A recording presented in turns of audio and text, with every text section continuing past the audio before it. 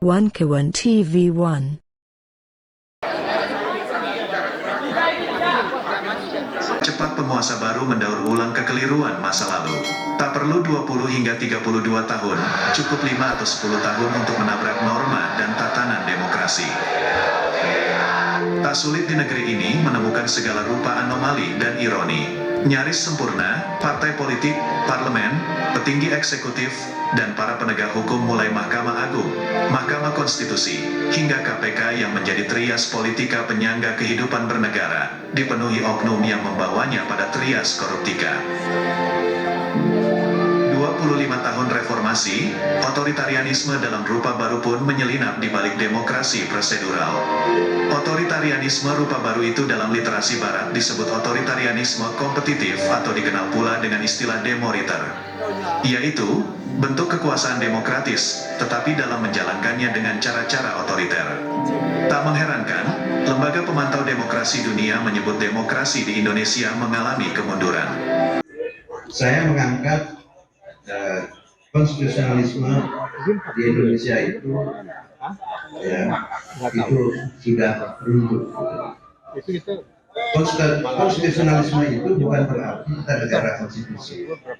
Konstitusionalisme itu adalah satu paham yang mengajarkan supaya penguasa jangan bertindak semena-mena.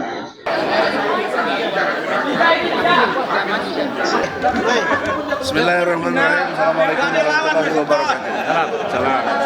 Bersyukur kehadirat Allah atas takdirnya, atas izinnya kita masih diberi nafas oleh Allah sehingga masih bisa aktivitas. Hari ini tepat tanggal 15 Januari 2024 memperingati 50 tahun dalam pengertian malari, 24 tahun untuk Indemo.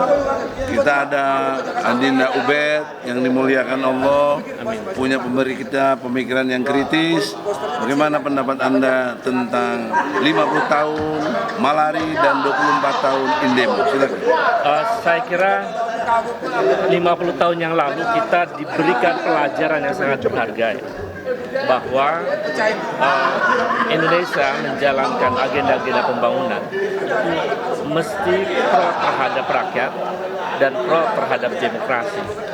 Karena sejatinya demokrasi atau pemerintahan lebih substansial yang ditafsirkan dalam konteks keindonesiaan, kebangsaan dan keumatan dan seterusnya, itu adalah bagian melayani rakyat. Jadi sebetulnya substansi dari malari adalah mendengarkan aspirasi rakyat.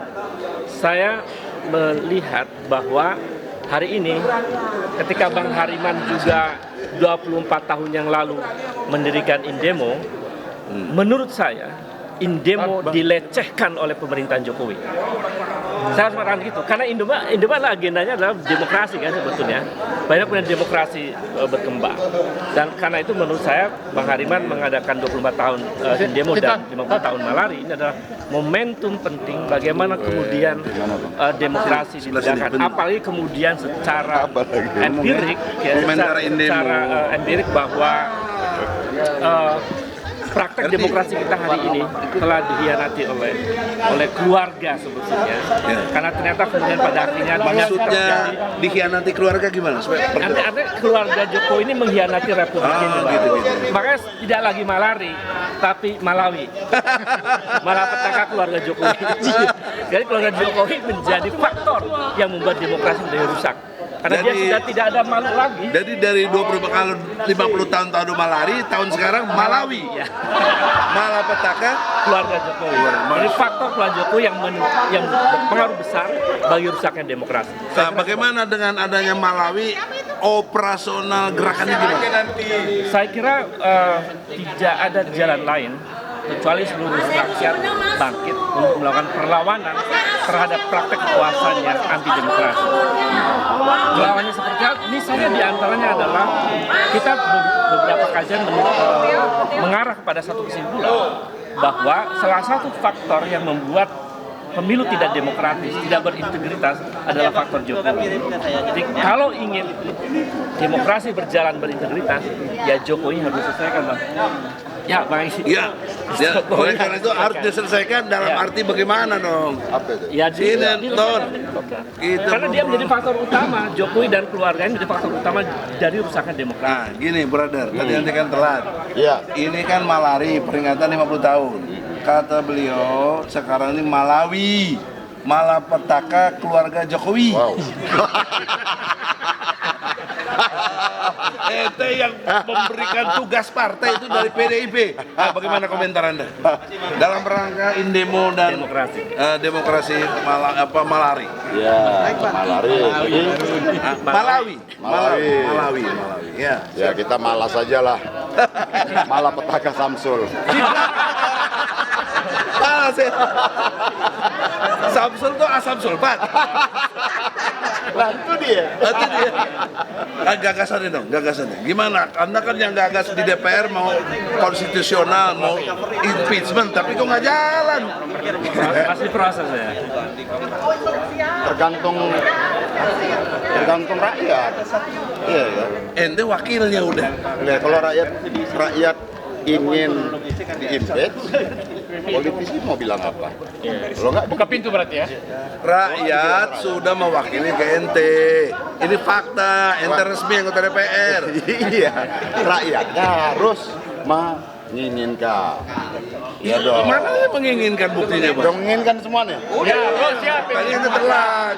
Semua ini kan. Tinggal gerak turun ke jalan. Sampai Malawi istilahnya keluar ini. Tinggal gerak turun ke jalan. Gitu aja. Jalanan penuh, politisinya ngikut, jadi barang. Tapi kan antum di parlemen, mesti gunakan parlemennya dong. Kekuatan rakyat. Iya, keinginan rakyat kan juga harus didengar. Jalan ya. Yo, Apalagi gagasan. apalagi. Yang penting bukan Samsul. Ya, kalau Saya kira gini ya, kan Ada lagi, faktor Ubed. Jokowi ini kan faktor yang membuat rusaknya demokrasi. Saya membayangkan kalau Jokowi ini berkuasa saat pemerintahan Orde Baru itu lebih parah, lebih kejam dari Soeharto.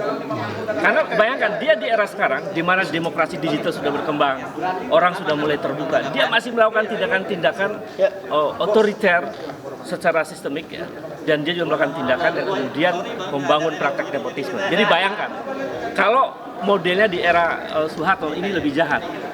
Ini tafsir ini ya, analisis saya kira. Keadaan, apalagi dia tukang bohong. Apa itu kan bohong?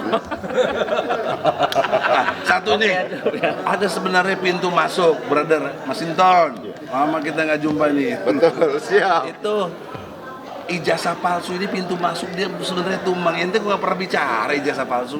Ya tinggal tunjukin aja ijazah aslinya mana. Justru itu kagak ada. Nggak ada. Simpel aja kan. Gimana? Ya nggak ada ya deh. Ente di partai nggak nanya nih. Belum pernah lihat ya. Kita belum tanya. Harus ditanya dong. Yang daftar ke KPU. Kita dengerin tanya. Muslim gimana komentarnya untuk ini semua? Ini kan Bang Masinton, Bang Ubed, Bang Egi. Hari ini kan sudah jelas, ya kan? Indemo, Mau kemana bang? Aduh. Indemo dan Malari ini kan jelas. Hari ini sebagai komitmen bukan sekedar teori tapi aksi. Sejarawan. Jadi saya kira Batara. hari ini sebetulnya Bang, saya minta Bang Hariman memimpin langsung, ya kan? Jadi tadi itu kan jelas ada sedikit gesekan di luar. Tapi yang jelas, saya menghendaki kami ini kan sidang masalah jasa tadi. Tapi sebetulnya kalau saya pribadi ya, putusan pengadilan Solo, pengadilan tinggi dan MA itu sudah jelas jasa palsu. Nah ini tinggal bagaimana? Itu tadi kan Masinton pulang duluan. Ini faktornya terlalu banyak bang untuk mengimpeach Jokowi. Ya, itu. Ijazah palsu, Ya. korupsi, Nah, sekarang kita tinjauan ahli sejarah. Ini ahli sejarah. Baik, ya, Kang Egi. Jadi kalau saya singkat saja untuk memaknai tanggal 15 Biar Januari. backgroundnya bagus pak. Ya. Sana. Oh, Di sini. Nah gitu. ya, memaknai tanggal 15 Januari seperti tadi Mas Heru Beno menyampaikan, saya mengusulkan agar mulai hari ini Ya. itu kata malari Ya. itu dihapus. Ya. Karena itu dari perspektif penguasa malapetaka. Ya. Mengapa kita harus ikut gendang dari penguasa? Jadi mulai hari ini kita harus deklarasikan. Maknanya begini, tanggal 15 Januari tahun 1974 itu adalah kebangkitan mahasiswa pertama di masa Orde Baru. Peristiwa itu di masa Orde Baru. Jadi jangan melihat latar belakangnya ada penunggangan, tidak. Semua situasi pada waktu itu kondusif. Tapi sekarang tahu nggak Malawi? Iya. Malawi tahu? Malapetaka keluarga Jokowi. Ya, oke. Tetapi itu usul saya bahwa mulai hari ini kita menggunakan 15 Januari itu gerakan kebangkitan mahasiswa. Itu intinya. Gitu ya? Oke, saudara-saudara, demikianlah, semoga ada manfaatnya yang bisa diambil, silahkan. Bagi yang mau memanfaatkan. Yang lain yang nggak suka, jangan lapor polisi, cover bocet loh, bikin lagi podcast menentang pikiran-pikiran kita ini. Jangan bentar-bentar laporan polisi, blow on itu. Istilahnya. Munculnya diksi Malawi itu sebenarnya ada banyak diskusi dan perenungan bahwa ternyata faktor keluarga Jokowi adalah faktor yang kemudian membuat demokrasi rusak. Jadi ya malapetaka keluarga Jokowi adalah menunjukkan ada faktor Jokowi dan keluarganya yang membuat demokrasi rusak dan dampaknya luar biasa. Malawi. Malapetaka keluarga Jokowi. Malawi. Hentikan Malawi Jokowi.